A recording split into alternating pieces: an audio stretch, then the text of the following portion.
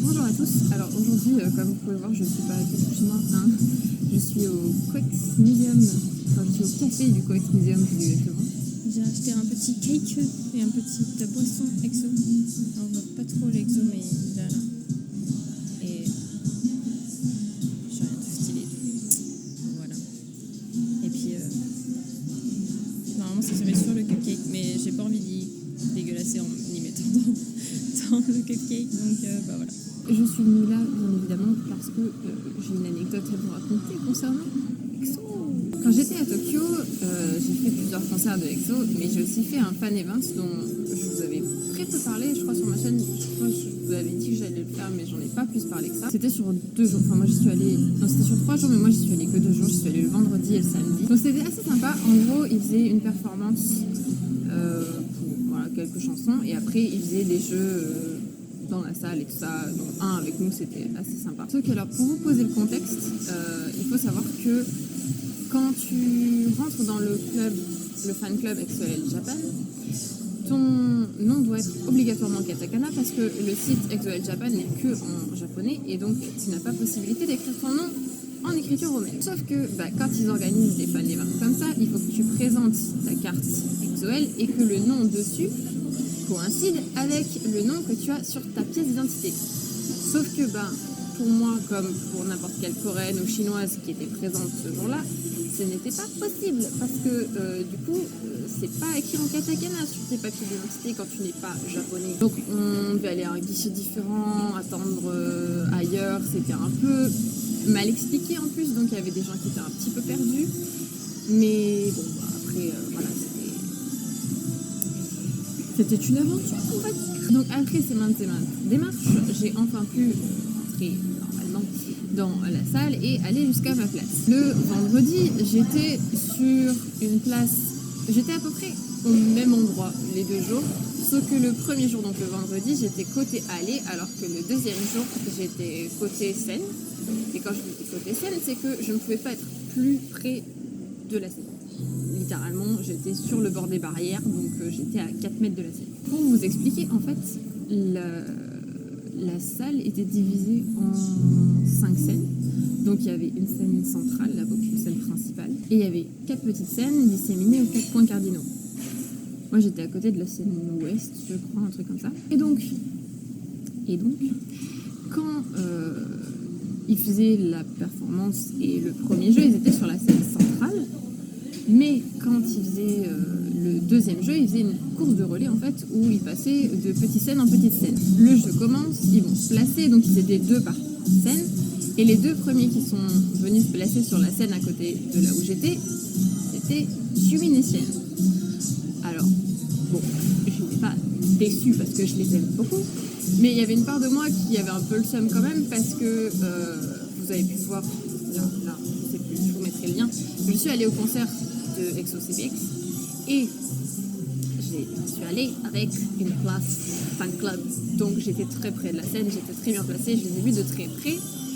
Et le truc, c'est que j'aurais bien voulu voir d'autres membres de près tant qu'à faire, voilà, pour pouvoir enjoy un petit peu plus différents aspects de ce groupe que j'aime tant. Et donc, il y avait eux, mais je savais qu'il y allait y avoir 2 autres membres qui allaient arriver, puisque de toute façon, comme je l'ai dit, c'était une course de relais, donc on voyait 4 membres au total sur notre scène, puisque du coup, ceux qui étaient... Moi, j'étais à côté de la scène 4, donc la dernière scène, donc ceux qui étaient sur la scène 3, quand ils allaient finir leur jeu, ils arrivaient sur la scène 4 pour passer le relais à la team qui était sur la scène. Sur la scène 3, il y avait Suho et Dio. Donc, c'est pas ceux que j'appréciais plus, mais au moins, voilà, ça fait plaisir de voir d'autres membres, ceux que je connaissais déjà de près, on va dire. Suho et Dio finissent leur jeu, viennent sur la scène 4, et Shen et Sumin faisaient le jeu, mais en attendant, Dio et Suho, ils n'avaient absolument rien à faire. Donc, il commençait à faire coucou un petit peu à tout le monde, et donc Suho a vraiment fait le tour de la scène en se mettant vachement au bord et en faisant coucou. Sauf que quand il est arrivé de mon côté, voilà, comme je l'ai dit, j'étais au bord du bord, vraiment il pouvait pas me louper. Et comme vous pouvez le remarquer, j'ai pas du tout un faciès asiatique, hein. Clairement, non, pas du tout. Ce qui fait que quand il était en train de regarder tout le monde et de faire coucou et tout ça, il y a eu ce moment où il m'a vu et qu'il a eu vraiment la réaction de... Du coup, ça m'a fait beaucoup rire parce que j'étais en mode bonjour, en santé, c'est moi, salut, ça va. Et du coup, c'était rigolo parce que vraiment, il a bugué sur moi. Il m'a fait coucou du coup. Et bon, après, il a repris sa série de coucou normale, mais ça m'a fait rire que du coup, le leader de EXO les notice. Le fan event en soi était super cool, c'était très drôle. Et c'était assez plaisant de les voir s'amuser autour de nous et tout ça. Et en plus, I can't believe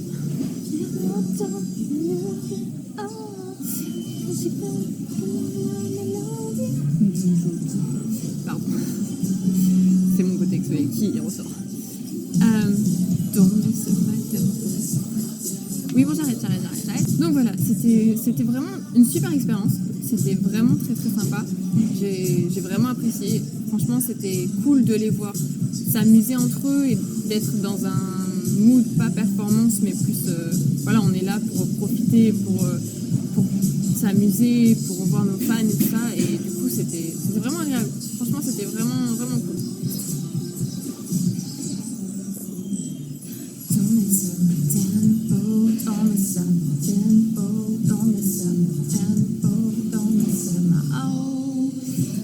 J'avais dit que j'arrêterais, mais j'ai pas arrêté parce que j'aime pas plus cette chanson que ça. En plus, c'est même pas ma chanson préférée de cet album-là, mais elle rentre bien dans la tête. J'espère que cette vidéo vous aura plu.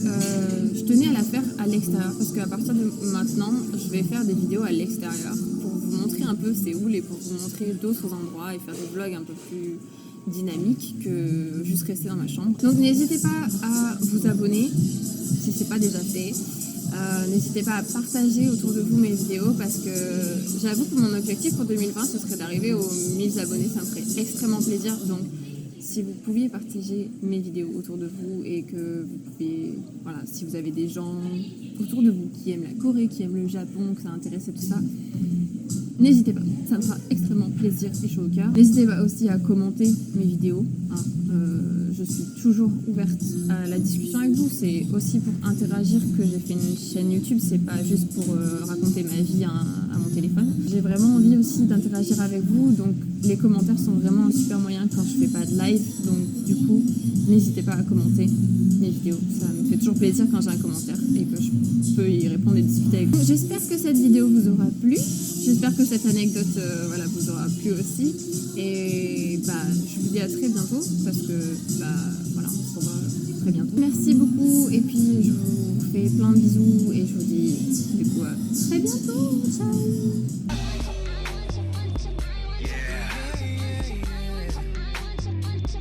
내게서 사라져